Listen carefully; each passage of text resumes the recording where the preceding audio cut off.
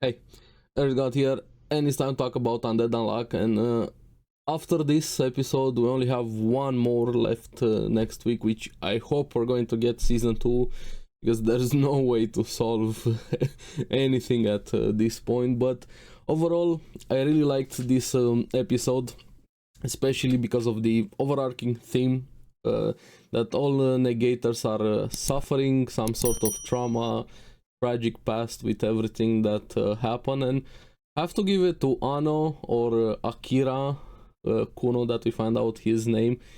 He's a complete giga chad. Everything he did and sacrificed, and also his own backstory, I liked it quite a lot. And I'm curious to see the motivations of some of the characters. But anyway, let's get into it and talk about it. Now, the episode picks up instantly. We have Rip showing up and attacking Anno, trying to get some information about everything that is going on with his manga and him knowing the past, future, and everything else in between. Then Shan seems to be like a piece of shit, wanting to go after Fuko, which we later find out he's unseen. We finally see the unseen with Harim make some appearances, quotation marks, last episodes, and Rip recruiting him. And I'm glad Rip recruited him, because I don't want him in Union, but we're gonna get to that. But here we, before we deal with the fight there, the confrontation, the episode is centered around Anno, and I really liked him, and him saying that Andy and Fuko are the reason for his existence, the reason he's alive. And before he can expand, Rip cut his only remaining arm, so now he's without arms. I really hope there's gonna be a way to heal him. He deserves better. But here is where we get his backstory.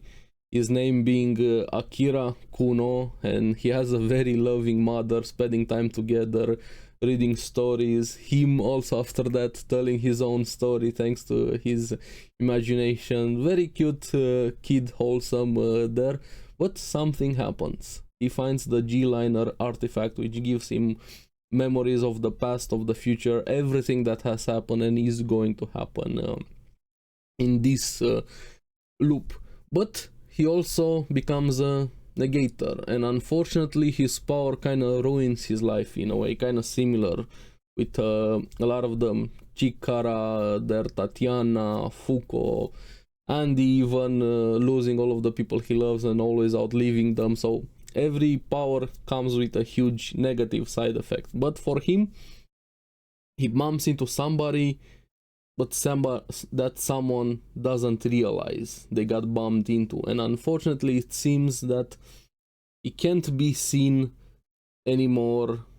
Like, somehow he kind of negated his existence in a way. He's still there, but nobody can perceive him. Like, everybody's perception of him got negated there. And the pain part comes from his mother. Like, his mother can't see him, can't hear him, doesn't know he is there right in front of her, unfortunately. As much as he was screaming, he couldn't get to her. But imagine that, losing your only child, not knowing anything, if he's alive, if he's dead, and him being in front of her, not being able to touch her, to get to her, considering how much they care for each other there. So this power sucks ass without any control over it, and we see his mother kind of breaking down, losing herself. But even during that, the only wish she had was for him to smile and be able to draw his manga and his story, and that one kind of pushes him forward to smile a bit, not focus on the negative. I really hope for a reunion between them. Innocent characters and moments like this are my weakness. When a pure innocent character gets something very tragic happening to them there. But here is also where we have the motivation for him, or a second part, saying that Andy and Fuko were his favorite characters from that memory story he got from the artifact. And he decides to keep drawing, keep focusing on the manga, especially those memories.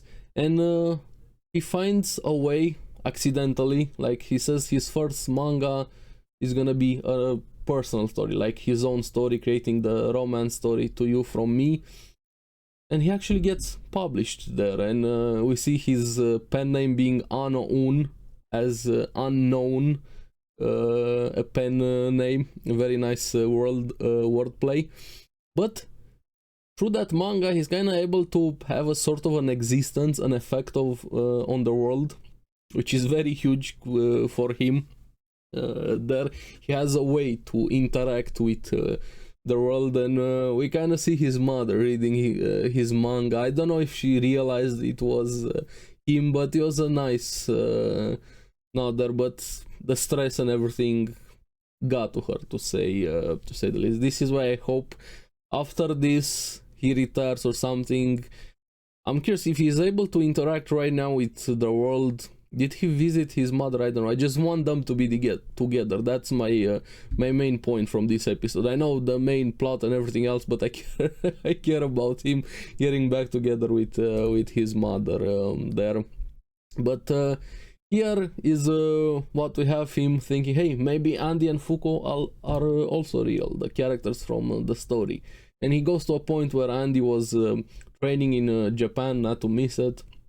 There he was getting training from Yusai, which I think and I hope we're gonna see more of her, because she's really cute and wholesome. She was like, hey, I also want an heir, maybe you consider staying here, but Andy decides against it and kind of cuts her off, which gives her some trauma also, because I think she has a crush on him and cares about him quite a lot, saying, yeah, I'll stay, only if you can outlive me. And we all know the answer to that. Nobody is gonna be able to outlive him. And here is where we see a bit of a montage, glimpses into every negator, the guys from Union, Billy also losing somebody.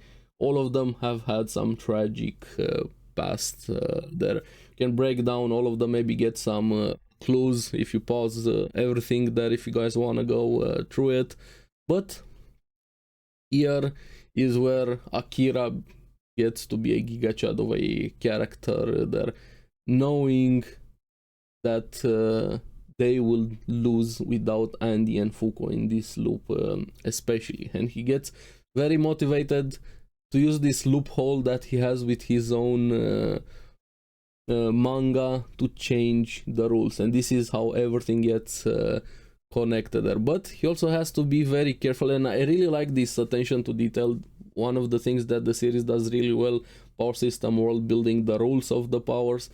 But this, when you have all of the information before the characters know it, or information of the future, you have to be very careful what information you give, because if you give the wrong information, you can make things much worse there, stunt their growth, make them lose a certain fight or whatever. So he had to pick very carefully what information he put into that manga. That's why some things were out, and I really like they kept that detail there and expanded on it.